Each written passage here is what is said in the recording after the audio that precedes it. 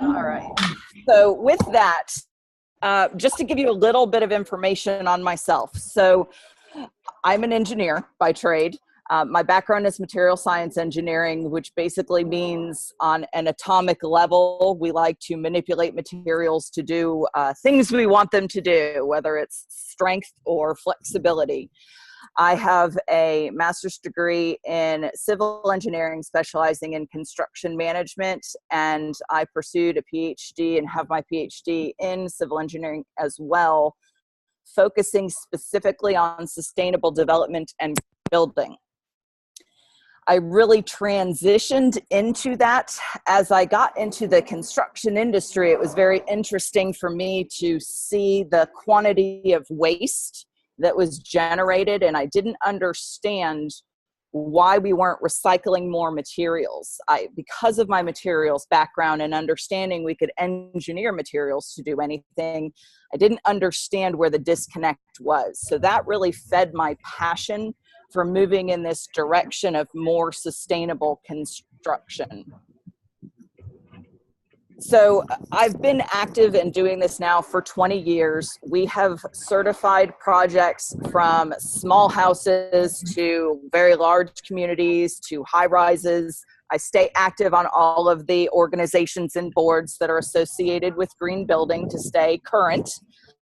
These are some pictures and examples of types of projects that we work on. So some are high-rise residential, some are affordable residential, some are commercial. And you can see on the bottom right-hand side, that is a master plan of Babcock Ranch. And I have a few more pictures of that simply because it's one of a kind in the U.S. These are some great shots, and you'll see more of this from the Discovery Channel. That's what we'll talk about, the Project Earth in that series and what we learned and our experiences. And again, once in a lifetime experiences there. But you can see some interesting shots. So there were 3 co-hosts. It was myself, and I was the engineer. Kevin O'Leary, who you may know from Canada Dragon's Den or the USA Shark Tank, was the financial guy. And Basil Singer, who lives in the UK, was the scientist. He has a PhD in quantum chaos. So our team was tasked with scaling up these experiments that scientists had maybe been working on up to 40 years, and they believed had potential to mitigate for climate change. But the question was, could they be scaled up, and did they work at a real size scale, so to speak, versus just in a laboratory environment? So again, my daily life is green building and sustainable development. And a lot of times we get, well, what is green building? Well, green building, it's both a noun and a verb. So it is a physical structure that results from the end of a process. And it may be the top left picture here is a zero energy home. The bottom left picture is called the New American Home. And then you see some multifamily, and you see some green buildings and habitat structures as well. But it's also a verb with respect to what you're doing to make that house or residence or structure more resource efficient. So we may be doing different types of insulation. We may be doing different types of construction. We may be performance testing or collecting rainwater or protecting ductwork during construction. But there's this entire process of things we do that ultimately result in a green structure. I know it got a little bit noisy there. Were you able to hear me through all that noise? Anyone on video, you can nod if you were able to hear me through all that noise.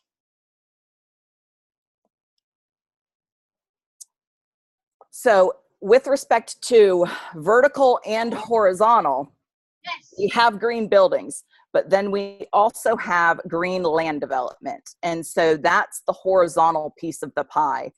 That is also a noun and a verb. It is a land development that results from, again, implementing environmentally friendly practices. And in this slide, I actually show a picture because most people perceive development as being negative environment. But you can look at the 1980s picture, and this is a area in Southwest Florida. a little bit further south than where I am now. In 1980, you can see the health of the estuaries and the Gulf of Mexico wasn't great next to this land. And post-development, you can see that the ecosystem was restored. You can see the water is much more healthy. So we really focus on development can be a good thing if it's done in a sustainable manner. So that's really where my passion is moving things forward and growing, but making informed decisions, being smart about our choices. So again, it's all of those things we do. So whether it's keeping wildlife corridors or relocating trees or restoring natural flowways, those are the actions we take to, again, create a sustainable development. Zero energy homes are great. We have a challenge. We are blessed in America to have affordable and readily available natural resources. So water, relatively speaking, is inexpensive. Electricity, relatively speaking, is inexpensive. And so when we're looking at advancing the green movement and being more resource efficient, the financial challenge is tough because there isn't a huge financial incentive to just do it. So we have to really pull at that human element to get people on board to understand about resource efficiency.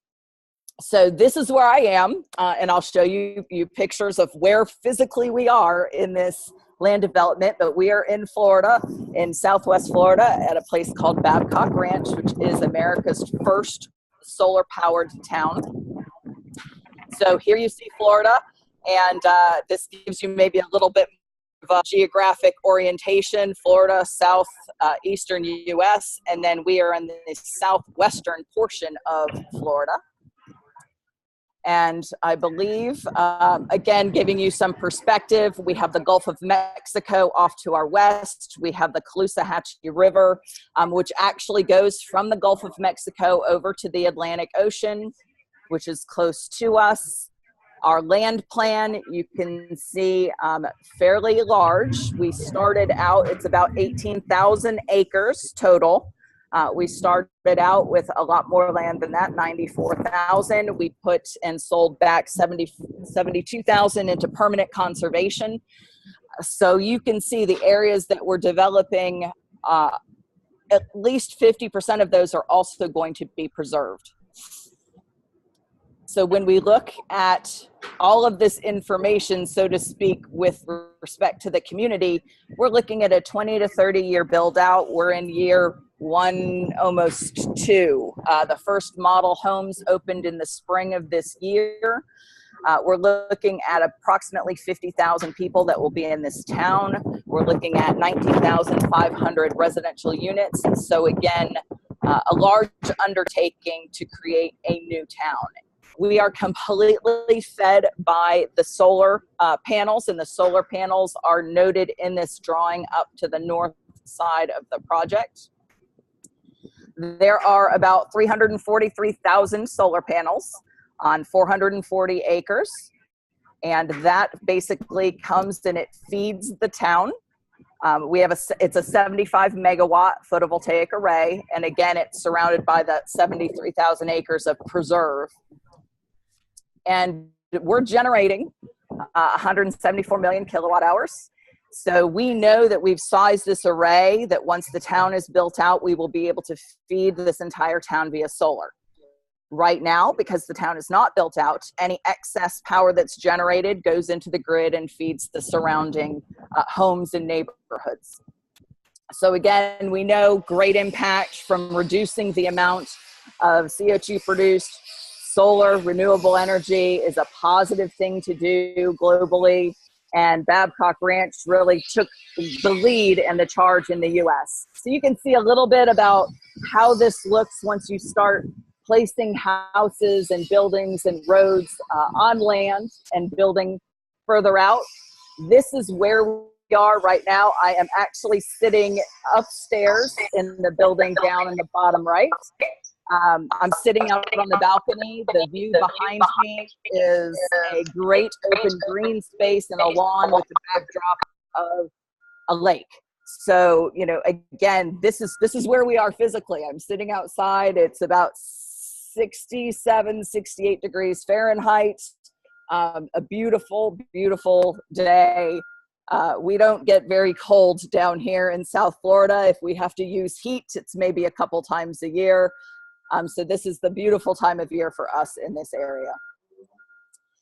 So when you look at all of the things that are making Babcock Ranch unique, so there was a lot of thought that went into planning the town center and planning this community. It's more than just a neighborhood. It's more than just land. It's more than just streets. It is a community. We have, and we will be getting autonomous vehicles. So when you're designing a new city, of course, you as a traffic engineer, a civil engineer, you lay out streets, you lay out sidewalks. Well, we did all of this design knowing and thinking to the future and thinking that autonomous vehicles can be a way that people get around this community and can be a way that people run their local errands so that they don't need multiple vehicles.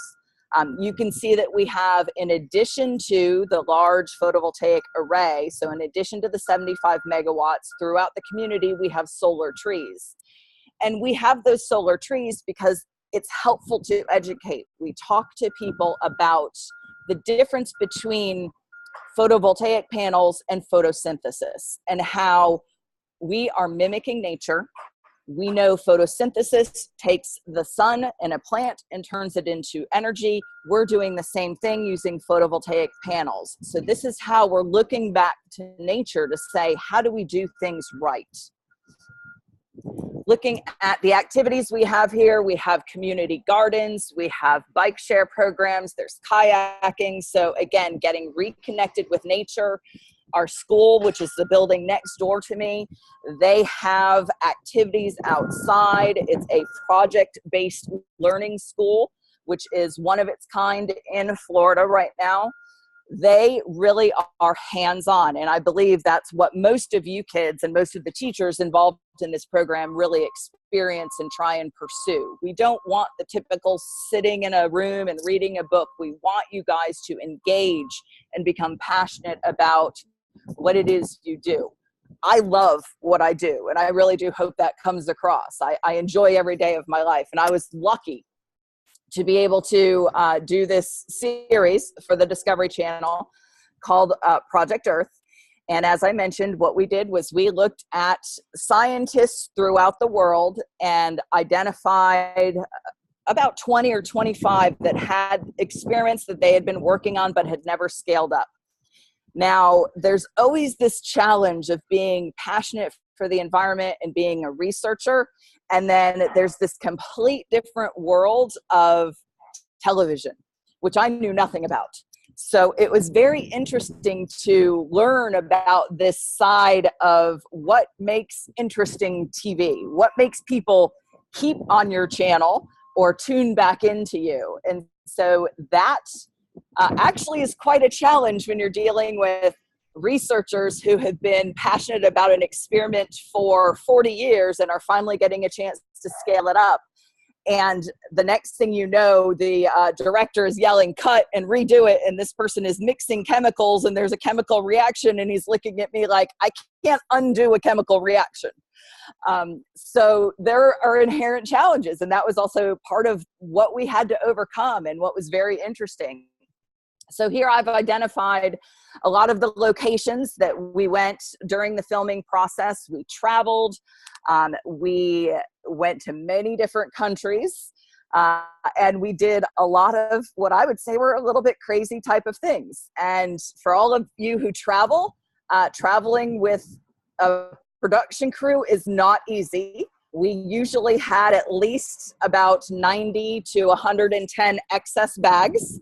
So this is what it looked like when we were getting ready to go to Greenland for the first time. This is all of our group right here. I believe we're in probably Heathrow, loading up all of our excess baggage. So filming a show and being environmentally friendly, you know, we're flying all over the world. Now, we did calculate carbon offsets for the show. We did manage that. So it's, again, a very interesting process. So one of the shows we did was aerial reforestation. And we actually did this right in the US. We did this Louisiana, and this was post Hurricane Katrina, which was a very damaging storm to us.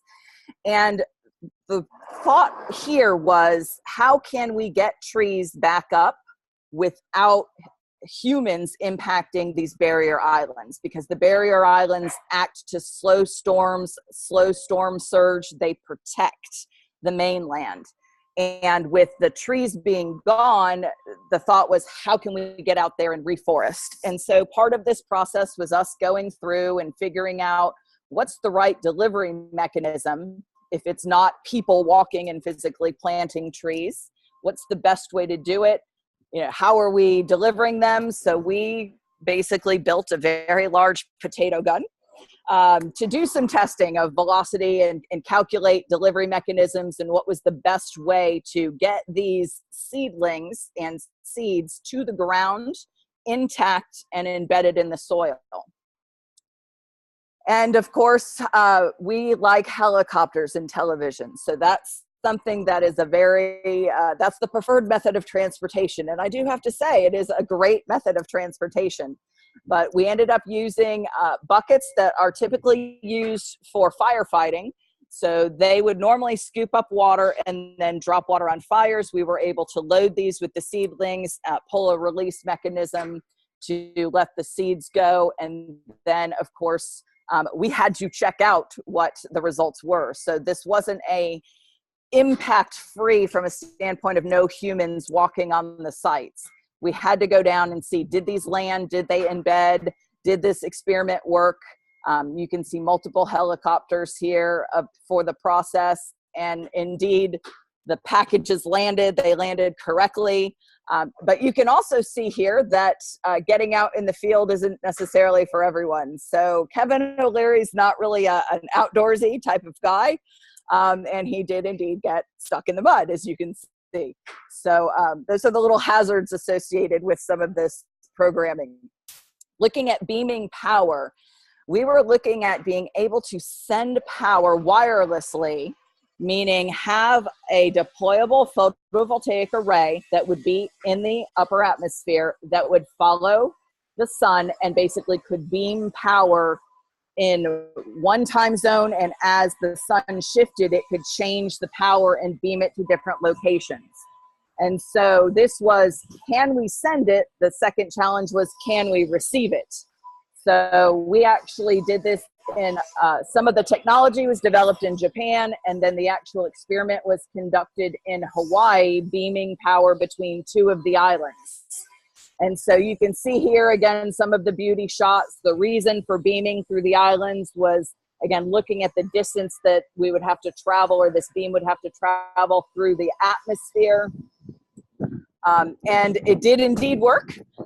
And we had Basil in the airplane flying around, and he now has 2 children, so we know that it didn't really impact him. The microwaves didn't impact him in any negative way. So Mars turbines was another, and this, the thought here was in remote locations where there's no power grid, there's no power source, to be able to deploy a helium balloon and to let that be connected to a generator, send it up about 1,000 feet where there are constant winds, and then transmit the power back down. So the goal here was to be able to go to remote villages, did not have power, and be able to generate power renewably through, again, wind power. And so the experiments were all done, as you can see, in hangars, and then this was brought out. We also had to figure out, how do we transmit power? Because a typical cable at 1,000 feet long is very heavy, and that had to be offset by using a different type of material and engineering a material so that we could actually have a balloon that would lift and spin and not be completely weighed down by the tether. So you can see here inflating the balloon, it being deployed. Again, always a challenge. There's always challenges in the field when no one has ever done this before. You just have to think on your feet and keep kind of rolling with challenges. That kind of TV portion of things, because for TV, we were supposed to be in the middle of nowhere. providing power. And the reality was we couldn't be in the middle of nowhere providing power, because if we needed to run to the hardware store and get some nuts and bolts or whatever we needed to make something work, we needed to have proximity. But again, for television, we actually camouflaged this entire house so that when the helicopters were flying, you wouldn't see a house out there in TV land. So I don't mean to be spoiling any of these secrets, but I never thought about camouflaging an entire house before. But now I've done that, so I can check it off my bucket list. Shiny clouds was one of my favorite episodes, and that's because there were really two components. So one component was generating and creating this carbon neutral boat, and these used Flettner rotors. So these rotors actually spin in lieu of sails, and they create lift just like on an airplane wing, and it's suction that actually pulls the boat forward. So one was, can this work as a mechanism to propel a boat? Because this could be controlled remotely. There would not have to be people on this boat. The second portion of this was creating shiny clouds. And what that meant was creating clouds that had smaller particle sizes so that the surface area was greater throughout the cloud, which would be able to reflect more sun. So the thought was these boats could be deployed remotely in the summer up to Greenland or up into Arctic areas, and they could deploy clouds to protect the ice during the melt season. During times when they needed to be in southern climates, they could be moved throughout the globe. But the bottom line was they were completely carbon neutral and they could be remotely controlled. So we actually were able to test making the cloud. So the boat actually, believe it or not, about 5 to 10 minutes from where I am now is where we purchased this trimaran. We ended up having to cut it in 3 pieces, and we transported it across the state of Florida to a shipyard where we built this ship. So this one really hit very close to home because we were physically in my backyard when we did this project. The second component of it, completely not my backyard, and as I think someone signed on, I think from South Africa, so you can see, yes, that's where we went, and that's where we went to try and do the experiment that was making the shinier clouds. And so we actually were on a craft that we had basically layered with Kevlar for fire protection. We wired up, in this instance, it was 3,000 flares. And this was, again, to see if we could generate those small particle sizes. We were successful in generating the small particle sizes. We were successful in making clouds. We were also successful in catching the boat on fire in 3 places. So I'm on the boat, and we were all trained to handle fires and to be ready for any situation. And Basil was up in an aircraft viewing and making sure the experiment was going and measuring particle size in the clouds. And his only comment was to me, he's like, you should be glad you got those fires out, because if you saw the number of sharks in the water, you would never have abandoned ship. So good to know that you don't just want to jump off a ship in South Africa. There's quite a few sharks out there. Carbon scrubbers. I can't say that this was the most exciting experiment, but this was just the most basic, fundamental. It worked. It wasn't expensive. It was purifying air. We were removing CO2 from the air. The biggest challenge with that was, what do we do with it once we remove it, and where do we put it? So that still remains the challenge of where do we use it? Where do we use it effectively? Ocean pipes was looking at bringing nutrient-rich water from the deep, bringing it up to the surface to help generate and create algae. Algae, again, being a big sink for CO2. So this was a way to naturally help the current happen, generate more algae, help reduce carbon emissions. Orbiting lenses, I'd say maybe the most complicated of the experiments. Again, multiple pieces. So the thought here was creating a lens 1 micron thick. 1 micron, your hair is about 150 microns thick. So super skinny lens, to the point that just moving this lens would break it because of the air pressure associated with a physical movement of this lens in the air. So the thought was deploy these lenses. They had to be lightweight. The thought was about 1 meter in diameter, and these would help shade the earth if needed. They could be relocated, moved around. So the challenge was, one, creating a lens. And the second challenge was, two, how would we get them up into the atmosphere? So we did a lot of work at the LBT, which is the Large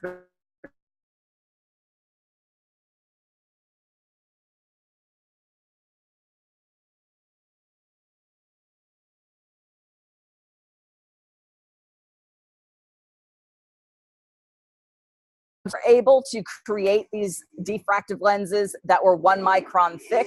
The challenge was we were only able to create them about the size of a quarter or about 1 inch in diameter.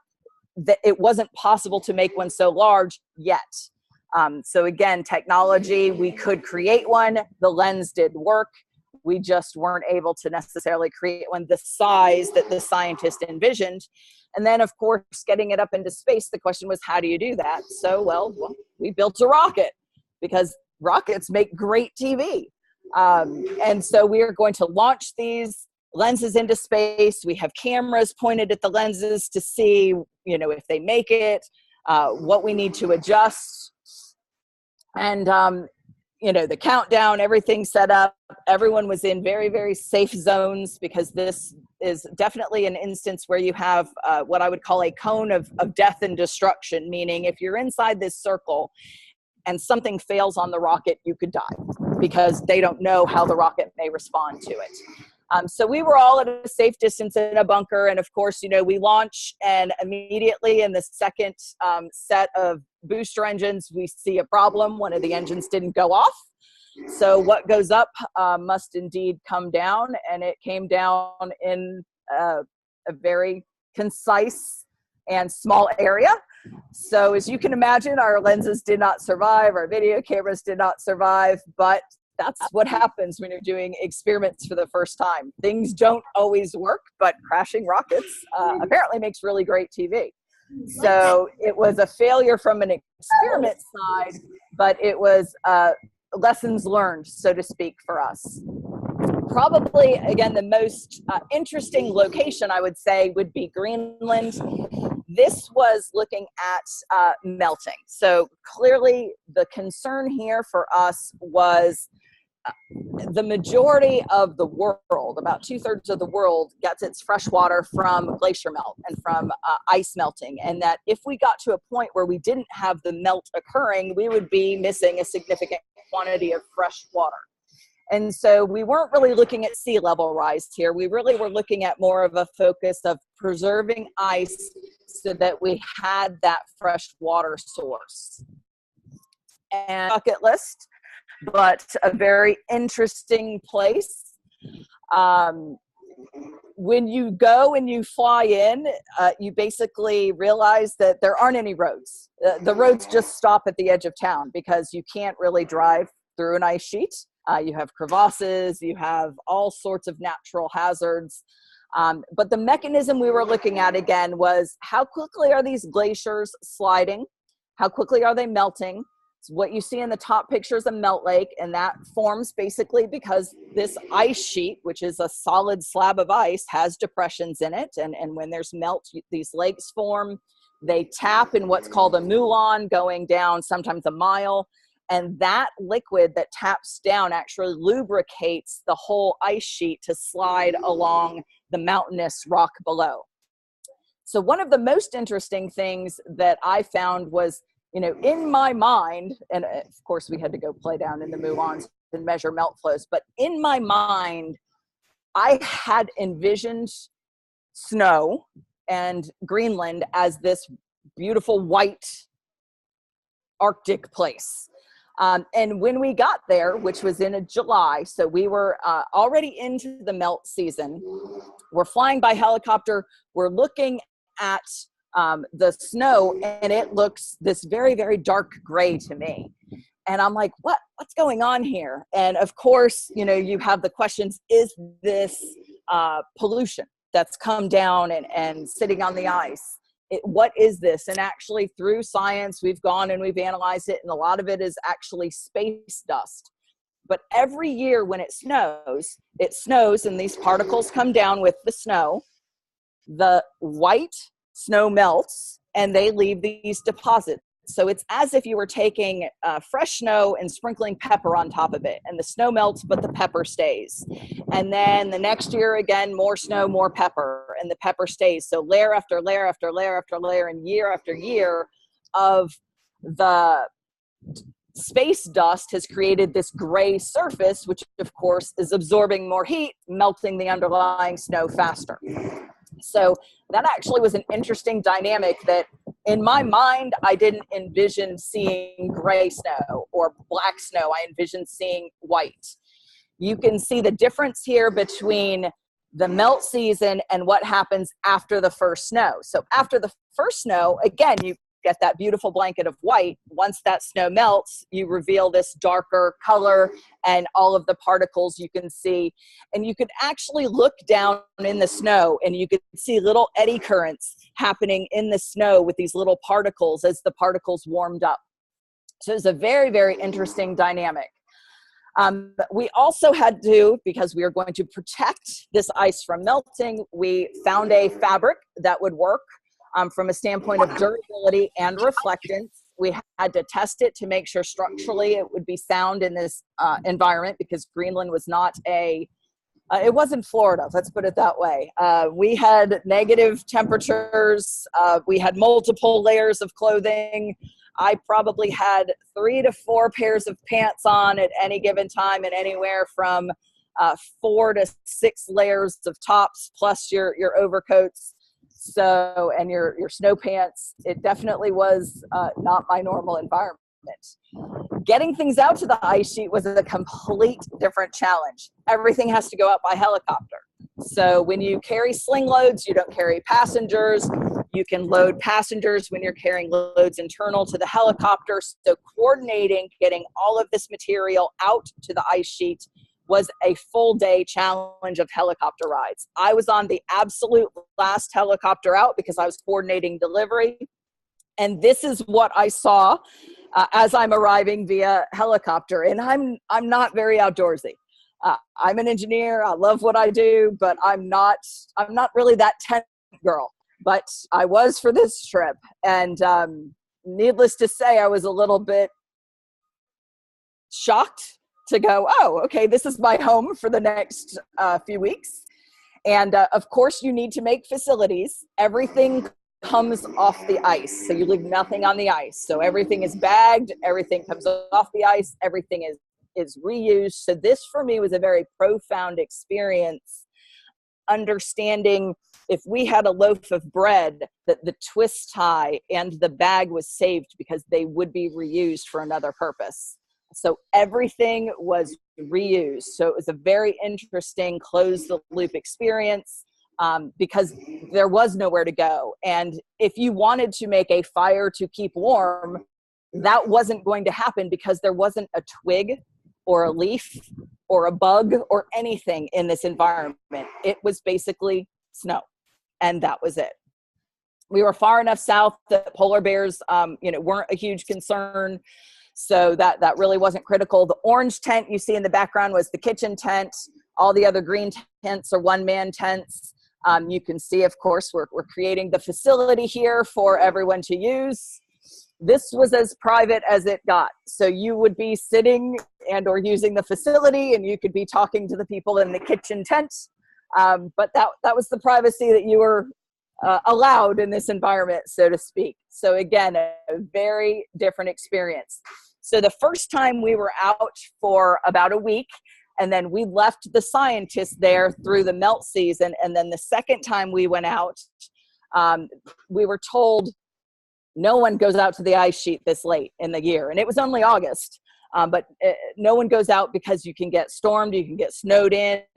But of course, we had to finish filming the show. So that was a calculated risk everyone was willing to take. And sure enough, we got stuck out there the second time.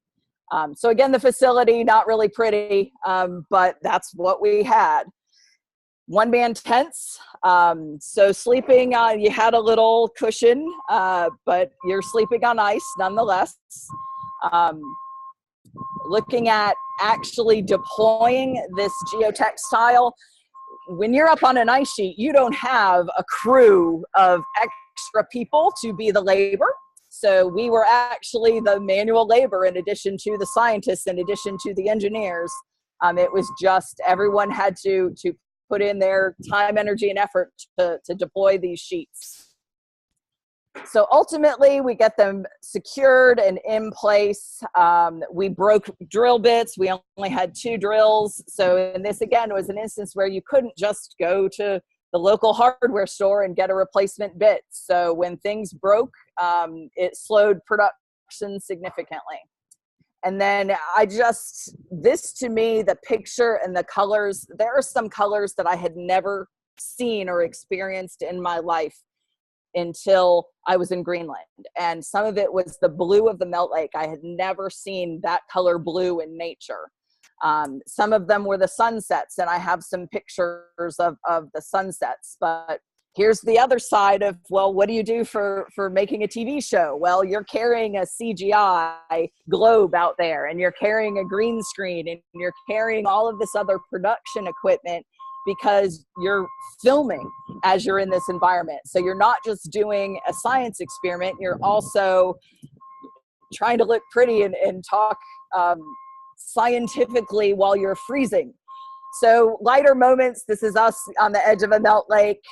Again, just some beautiful, beautiful atmosphere and nature. So we were also taking readings on the melt lake. This was preparing to go out on the melt lake and take readings. This is to determine when that melt lake would tap. When that melt lake would tap, it could drain completely in less than 24 hours. So when we were actually deploying, the first location we were going to, when we sent the helicopter out to scout, the night before we were to deploy, that lake tapped. So we couldn't go to that location because the melt lake was no longer there. So it, again, this is nature. Think on your feet and rearrange what you need to do. And then you can see here, we're filming. We are actively out there filming for a TV show. Again, you can see some of the sunset pictures. So in July, this was as dark as it got. This was 2:30 in the morning. We were working 20-hour days because you really did not get a feel for what time it was.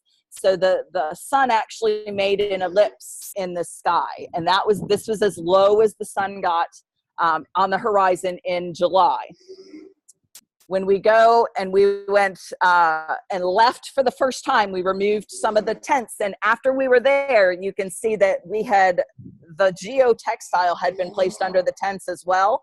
And we had about 3 to 4 inches of melt that had occurred around our location, but not where the geotextile was. So we had an indication that the geotextile was working to preserve ice. And then, of course, we filmed other shows, lots of helicopters involved. This was actually in Alaska, overlooking the Matt Glacier.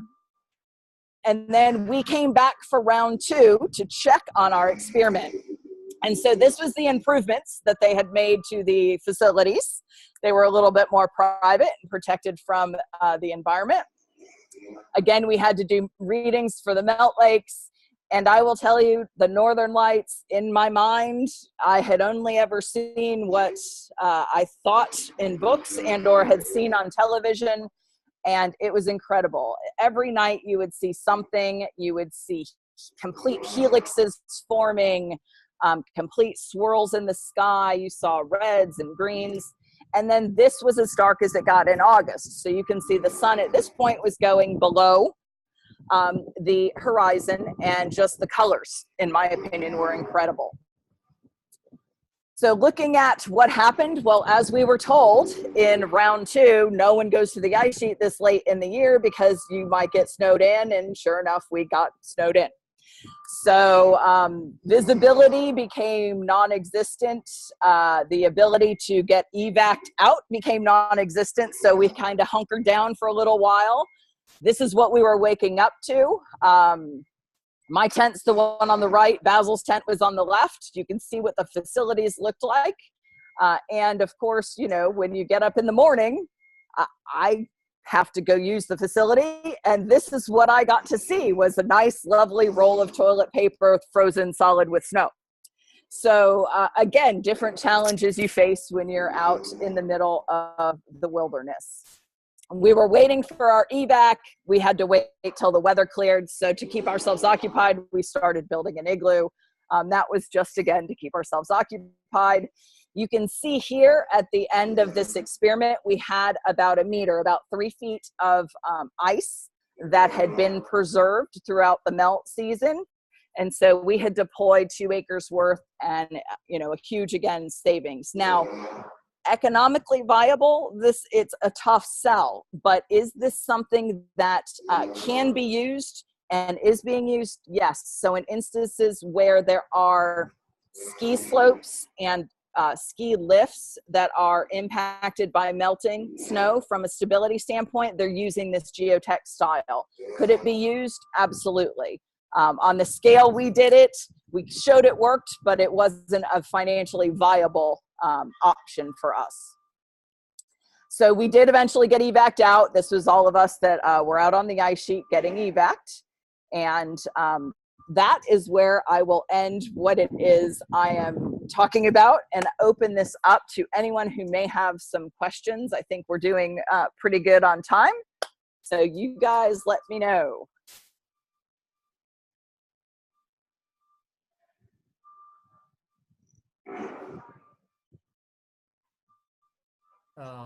Hi, Dr. Jennifer Languell. I'm Roshan from Sri Lanka.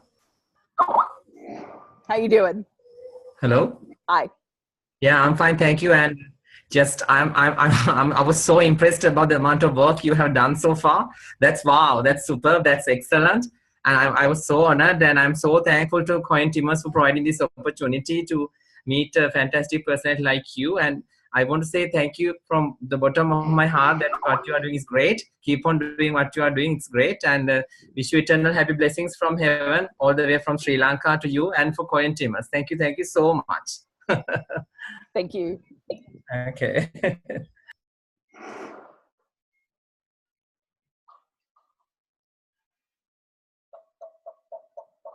So I am also reading some questions, so you just have to bear with me a little bit, multitasking. Looking at, you know, what was so there's some questions coming across about a typical day at work for me, or how is it different? What would we normally pack in a backpack? You know, I need a little bit more info as to specific questions, but I've put my email.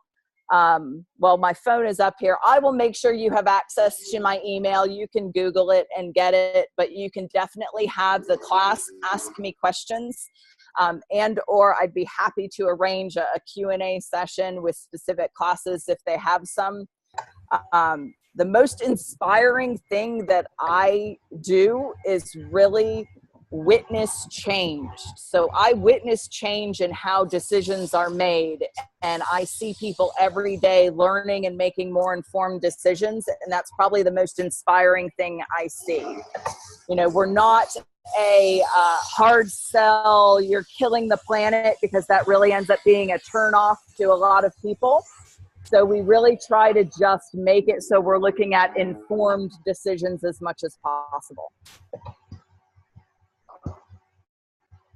And I'm again trying to read some questions, so you just have to, you can, yeah, that would. Okay, very good. Of the various experiments that you undertook, which worked well enough to replicate? So one question, I have someone reading the questions to me now, so I don't have to scroll. Which experiment worked well enough to replicate? The one that was a no-brainer, that was cost-effective and worked, was the carbon scrubbers. I mean, that one just was low cost and had high impact.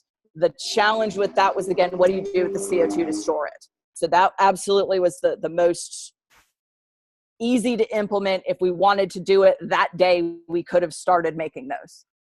And of these experiments and the lessons that you learned, what would you change the next time? Is there something specific What would we change the next time? I think if I had to say one thing that I would change would be the communication with the researchers. And that's just from a TV standpoint. So the challenge was, again, you had researchers trying to do an experiment and they're mixing chemicals and there's a chemical reaction and you've got a director saying, cut, redo that. And there's a disconnect between the TV world and the science world. So to make this happen, to be an educational series like this was, that would be something I would change. And a lot of the experiments that we wanted to do just didn't make for good TV. So we had to pick experiments that actually played well. So we looked at algae and generating energy from algae, but giant vats of algae didn't show well on TV. We looked at an entire city block in Pennsylvania and looked at, could we resurface the roofs in white and then calculate the savings, the reduction in heat island and the reduction in savings, but logistically trying to get permission from multiple owners in a city just wasn't feasible in the amount of time we had. So, some of them were just logistically challenging and some were scientifically challenging. What proportion of the experiments are being taken on for further development outside of the Discovery Channel? So the majority of the experiments, when we were doing our experiments and scaling things up in what we would call phase 1 of their technology, a lot of them were in the beta testing or in the laboratory testing that next level, that phase 2. So the turbine that you saw us deploy that had generators and a tether to have power, they actually were already prototyping the next version of that globe, so to speak, of that balloon. What's the scariest situation you found yourself when you traveled? Scariest situation. I can't say scary was any of them because, again, South Africa and the sharks, we didn't know at the time that it was shark-infested waters and that we had a boat that was on fire. So I didn't perceive that as scary. I can tell you the first time in Greenland that in sleeping, there was one of the nights I couldn't get warm. And I just, could not. I was shivering all night. And so I get up the next day and I'm talking to, we have explorers that have been to the Arctic and Antarctic multiple times, and they have this great experience. And they said, well, what you need to do is you need to eat a stick of butter, and then you need to run around your tent 10 times before you get in bed, and you have to sleep without any clothes on because your clothes are holding moisture that's going to make you cold. And you need the butter because you're burning about 10,000 calories a day on the ice sheet just to keep warm. And they said you got to run around to get your blood pumping to kind of give you that initial warmth. So not sleeping and kind of feeling like you were freezing to death was maybe the scariest thing, I would say. What's the most inspiring thing you've been a part of? The most inspiring thing, it's the people. So again, looking at and meeting these scientists that have dedicated 5, 10, 15, 20, 40 years of their life to trying to solve the problem of climate change and trying to figure out how do we mitigate this and how do we do better for our world. What's in your backpack typically? Excuse me? Yes, Hi. hold on one second. The next question was what's in my backpack each day? Well, it's different each day I'm here versus each day I was there. So each day with the Discovery Channel, we had things like headlamps. We had things like cameras and battery packs and there was always a survival gear component to the backpack. My world here, I guess I have a survival component. I have water. I have food for when I'm on the road. I have construction boots. I have a hard hat. Those are things that I always carry with me because I never know where I'm going to be. So I see video online, and I know you were trying to ask a question, so go ahead.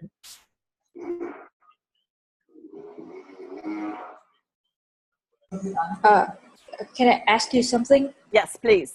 I'm from Vietnam, and I didn't hear all of your presentation, but I'm interested, and as a student, I just know that many of us, the students, high schoolers, uh, we don't really pay much attention to climate change because uh, teachers have been talking about it too much. I think they're getting bored, and I just want to know that what can we do to contribute in I don't know, helping changing the climate change or something, because I think that it is a big topic, but like many of the students from my school, they don't pay much attention to this problem. I mean, it definitely is also the little things. So, as global as we know climate change and climate impact can be, all of the changes that we make locally, and whether it's any type of resource you're conserving or any type of land or vegetation you're protecting, it all makes a difference. So think small. Small actions do add up to make big change. So don't be afraid to start doing something. Yes. Thank you. And we're scanning for more questions. I'm not sure what our time frame is. So Cohen, you're going to have to kind of give me a heads up.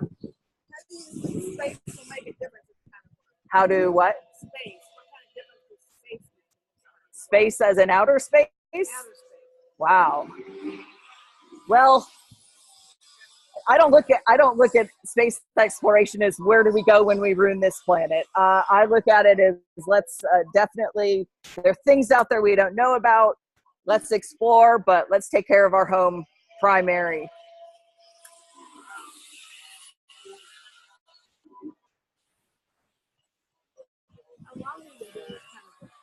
I've been doing green building and sustainable development for 21 years now. So the discovery, I own my company called Trifecta Construction. We do consulting. This is what we do every day. I was lucky enough to have great staff that enabled me to travel with the Discovery Channel so that I could do all of these experiments. And again, it was 18 months to about 2 years of my life that we were flying. I might get a phone call on a Thursday that says we need you in Japan tomorrow. And then I'm flying back to the US on Sunday. So it was very whirlwind and on demand. So a very demanding schedule. I would do it again in a heartbeat. So it was very strange how I got involved in all of this. I ended up getting a phone call from London, and they said, can you be in New York this weekend? And I had no idea what was going on. I showed up in New York, and there were a bunch of different potential engineers and scientists that had scripts and experiments and all sorts of stuff. And I show up like, I had none of this information. Someone had seen me do a presentation. They enjoyed the fact that I'm an engineer, but I'm also kind of funny. So the personality worked for them. And so all of these people had been through multiple rounds of auditions, and I just showed up and ended up getting invited to do it. And it took less than a second for me to say, absolutely, yes, I'll do it. And I would do it again in a heartbeat. And I think it's definitely something we need to continue pursuing. We have second graders deciding what to be when they grow up. What do you suggest to them? Be me. I love my job. Okay, so we have second graders looking to what should they do when they grow up.